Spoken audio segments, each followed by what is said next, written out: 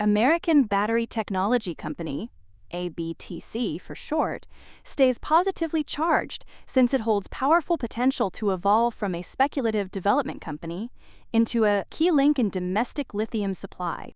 Provided permitting continues to advance smoothly and more financing is secured, alongside recycling margins stabilizing as volumes grow, making the next 1 to 2 years crucial to reaching commercial viability at scale. About a year ago, ABTC began buzzing more mainstream thanks to a $900 million non-binding letter of interest from the Export-Import Bank of the United States, EXIM, to support construction of its Tonopah Flats lithium mine and 30,000 ton per year lithium hydroxide refinery in Nevada. While the LOI doesn't constitute committed financing, it represents significant federal-level validation of the company's strategy to build a fully domestic lithium supply chain. Though in the broader context, the proposed financing aligns with EXIM's Make More in America and Transformational Export Program initiatives, reinforcing U.S. policy momentum toward reducing reliance on foreign critical mineral supply. Moreover, the Tonopah Flats lithium project is central to ABTC's long-term thesis, estimating approximately 21.2 to 21.3 million tons of accessible lithium carbonate equivalent resource, positioning the asset among the largest known lithium deposits in the United States. A recent pre-feasibility framework suggests production costs of roughly $4,300 per ton of lithium hydroxide, which, if realized at commercial scale, could make the project cost competitive despite unconventional claystone feedstock. The after-tax net present value, cited at approximately 8%, reflects a moderate return profile, though ultimate economics will depend on factors like lithium pricing and capital intensity. On the permitting path, ABTC completed 21 baseline environmental studies across 14 categories and submitted its mine plan of operations to the Bureau of Land Management, clearing a key step in the National Environmental Policy Act review process. The project has also been designated a covered priority project under the March 2025 executive order aimed at increasing American mineral production, potentially streamlining federal review timelines. However, permitting risk remains a variable in the overall development schedule. While the mining project captures headlines, ABTC's nearer-term revenue engine is its lithium-ion battery recycling business.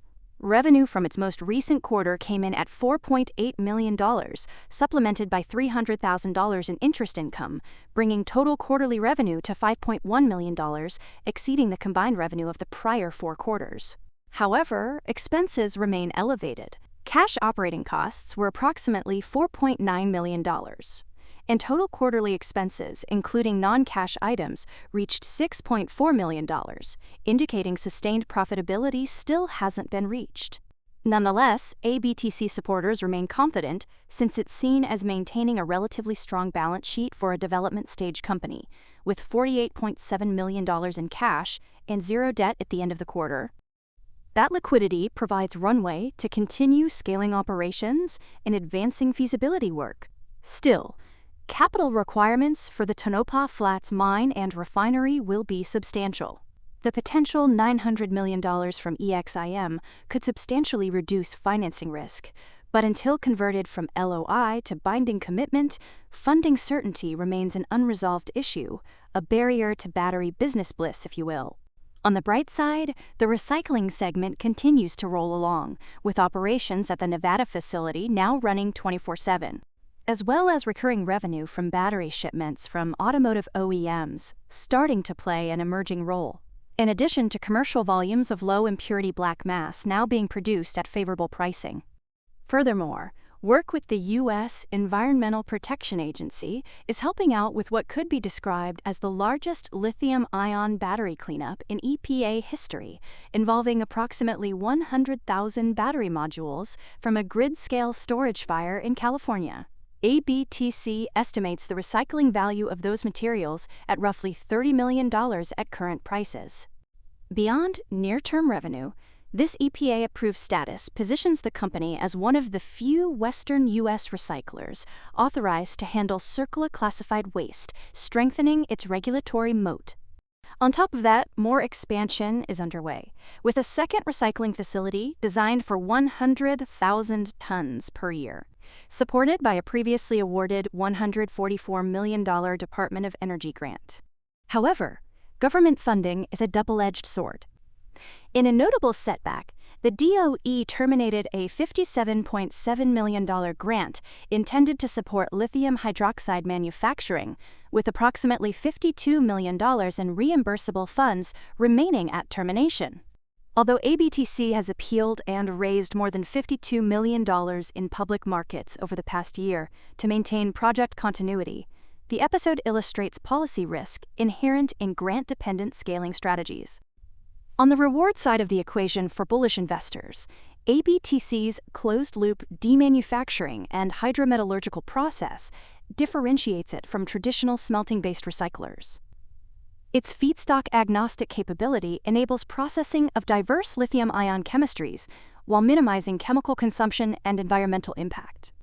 This technological positioning has earned industry recognition and notable partnerships, like with Call2Recycle, to expand into direct-to-consumer battery collection, helping to start a shift that broadens feedstock access and enhances vertical integration within the domestic supply chain. Having said that, investor perceptions are still going to be tied to regulatory milestones and financing developments to a large degree, meaning ABTC's outlook towards 2028 will still mostly center on financing certainty, operational scaling, and lithium market dynamics. In particular, the EXIM LOI is a pivotal point of contention. Conversion to binding financing would significantly enhance project bankability and reduce dilution risk. Achieving sustained break-even at the first recycling facility would validate the commercial viability of its proprietary process and provide internally generated cash flow.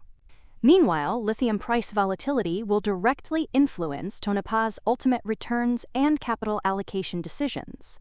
Then, in the bigger picture, ABTC continues to represent immense opportunity that's aligned with U.S. policy on critical mineral reshoring.